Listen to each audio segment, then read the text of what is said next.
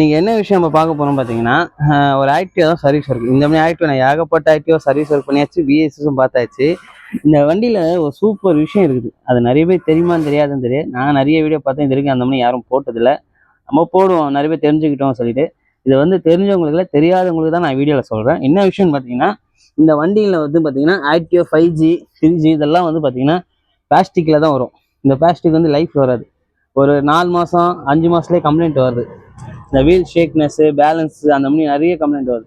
இந்த வண்டிக்கு மாற்றான ஒரு வழி இருக்குது. என்னன்னு பார்த்தீங்கன்னா, மெட்டீரியல் புஷ்ஷு. இது வந்து ஆம் புஷ்ஷு பிளாஸ்டிக் டைப்லேயே மெட்டீரியல் வருது. இந்த மெட்டீரியல் போட்டிங்கன்னா லைஃப் எப்பவுமே சூப்பராக இருக்கும். இதுதான் சூப்பரான விஷயம் சொன்னேன். இது எல்லாமே யூஸ் பண்ணுங்க. இப்போ இது ஒரு 6 மாதம் வருதா, தாராளமாக இது 8 மாதம் 9 மாதம் மெயின்டைன் பண்ணுறவங்களுக்கு வரும்.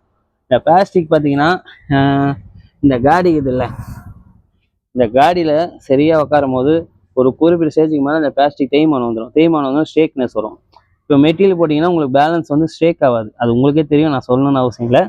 அதனால் இந்த மாதிரி ஒரு யூஸ்ஃபுல்லான வீடியோக்கு நம்ம பேஜை மறக்காமல் ஃபாலோ பண்ணுங்க.